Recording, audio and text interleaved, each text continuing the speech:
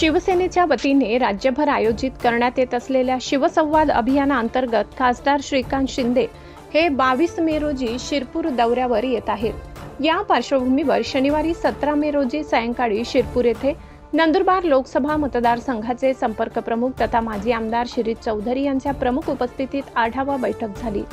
संक्षिप्त पुनर्निरीक्षण SIR मोहिमेतील अडचणी, बूथस्तरीय अधिकाऱ्यांसोबत पक्षाचे प्रतिनिधी नियुक्त करणे आणि मतदार यादीत समर्थकांची नावे समाविष्ट करण्याबाबत चर्चा करण्यात आली। तालुक्यात आतापर्यंत 31% SIR पूर्ण झाल्याची माहिती देण्यात आली। या प्रक्रियेसाठी सूक्ष्म नियोजन करण्याच्या सूचना देण्यात आल्या। तसेच पक्ष संघटना बळकट करण्यासाठी प्रत्येक गावात आणि शहरातील प्रत्येक प्रभागात शाखा सुरू कराव्यात, तसेच घराघरात शिवसैनिक तयार करण्याचे आवाहन शिरीष चौधरी यांनी केले। भविष्यात पक्ष स्वबळावर निवडणुका लढविण्याच्या दृष्टीने तयारी करण्यावर भर देण्यात आला। बैठकीस धुळे जिल्हा प्रमुख सतीश महाले, महानगर प्रमुख संजय वाल्हे, तालुका प्रमुख कन्हैया चौधरी, मनोज धनगर, हेमंत पाटील, वसंत पावरा, प्रसाद पाटील, राजू अण्णा गिरासे यांच्यासह पदाधिकारी उपस्थित होते। या आढावा बैठकीसाठी मोजक्या लोकांना त्या ठिकाणी बोलवण्यात आलेलं होतं। आणि सर्वात महत्त्वाची गोष्ट म्हणजे दादा, आजपर्यंत शिरपूरचा इतिहास आहे की शिरपूरला या ठिकाणी एकच फक्त नाव त्या ठिकाणी चालायचं, अमरीशभाई पटेल आहे। अमरीशभाई पटेल ज्या पक्षामध्ये असले त्या पक्षाचंच आजपर्यंत या ठिकाणी सर्व वर्चस्व चालत आलेलं। परंतु या ठिकाणी पहिल्यांदाच नगरपालिकेला हेमंत भाऊ, राजू अण्णा वगैरे जे पण काय आहे, गौतम भाऊ असतील, रोहित असतील, विनय भाऊ असतील, दिनेश भाऊ कोळी, ही सर्व जी मंडळी होती, राजमार्ग वगैरे सगळीच्या सगळी जी मंडळी, ती मोठी फळी या ठिकाणी निर्माण झाली। आणि जवळजवळ 35-40 वर्षाच्या इतिहासात पहिल्यांदा शिवसेना पक्षाला 29 उमेदवार शिवसेना पक्षाचे आणि 30 उमेदवार पुरस्कृत असे 32 उमेदवारांनी या ठिकाणी शिरपूर नगरपालिकेची निवडणूक केली। यश अपयश या गोष्टी सगळ्या अनुरूप आपल्या नशिबावर पण अवलंबून असतात, काही आपल्या स्वतःच्या कर्तृत्वावर पण अवलंबून असतात।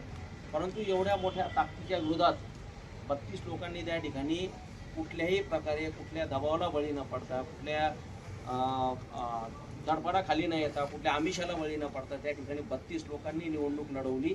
हे सुद्धा आपल्या शिवसेना पक्षाचं खूप मोठं यश आहे असं मला म्हणावं। माणूस निवडूनच यायला पाहिजे असं नाही, पराभूत जरी झाला परंतु तो पराभूत झाला किंवा विजय झाला याच्यापेक्षा तो कसा लढला याला जास्त महत्त्व असतं। आणि सर्वच्या सर्व उमेदवार पूर्ण जंग पछाडून त्या ठिकाणी खंबीरपणे उभे राहून त्या ठिकाणी लढले, हीच आपली जीत आहे, आपण हे समजायचं मित्रांनो।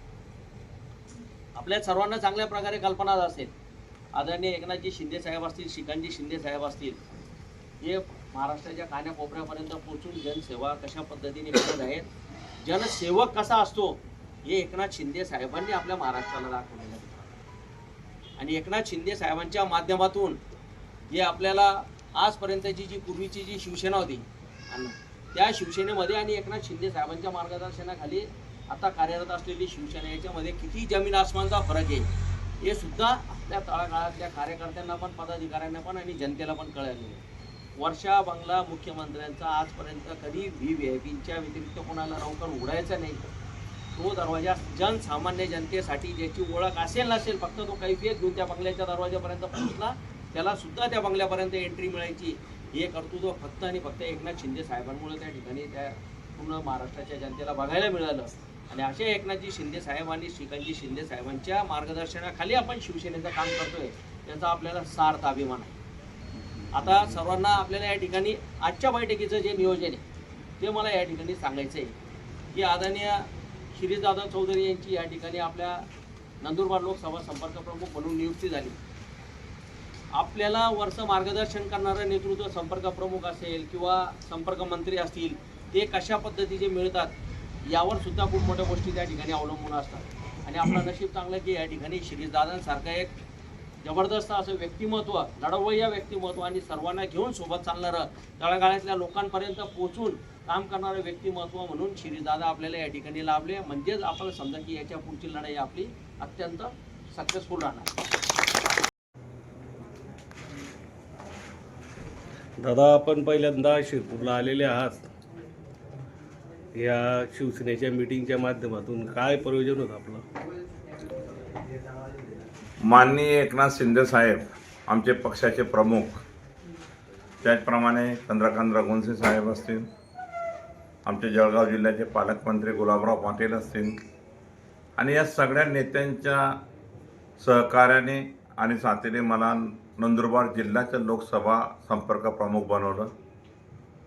आणि यामध्ये आता माननीय एकनाथ शिंदे साहेब, माननीय श्रीकांत शिंदे साहेब यांच्या नेतृत्वावर SIRचा जो प्रोग्राम चालू आहे, या प्रोग्राम निमित्त प्रत्येक तालुक्यामध्ये एक आढावा बैठक घेणं हे गरजेचं होतं. आणि त्या आढावा बैठकीसाठी आज शिरपूर या नगरीमध्ये आम्ही आलेलो आहोत. आणि याच्यामध्ये अजून दुधात साखर पडण्यासारखं म्हटलं तर 22 तारखेला आमचे युवा नेते माननीय खासदार श्रीकांत शिंदे साहेब येत आहेत. आणि या कार्यक्रमामध्ये मोठ्या संख्येने उपस्थित राहण्याचं आव्हान करण्यासाठी मी इथं आलेलो आहे.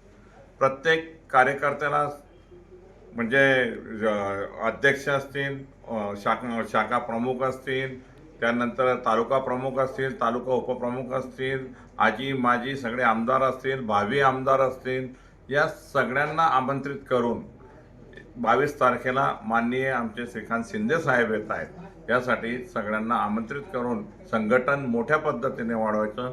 शिरपूर नगरीमध्ये शिवसेना या मोठ्या प्रमाणात आपल्याला कशा पद्धतीने संघटन करून मोठ्या प्रमाणात वाढवता येतील याच्या मार्गदर्शनासाठी ते येत आहेत. त्यांचं आमंत्रण म्हणून आजच आम्ही प्रत्येक कार्यकर्त्यांना, प्रत्येक शिवसैनिकांना आम्ही सांगून आज त्यांना इथं आमंत्रित करून आढावा बैठक घेतलेली आहे. सबस्क्राइब करा, बेल आयकॉनचे बटन दाबा, सोबत शेअर करायला विसरू नका.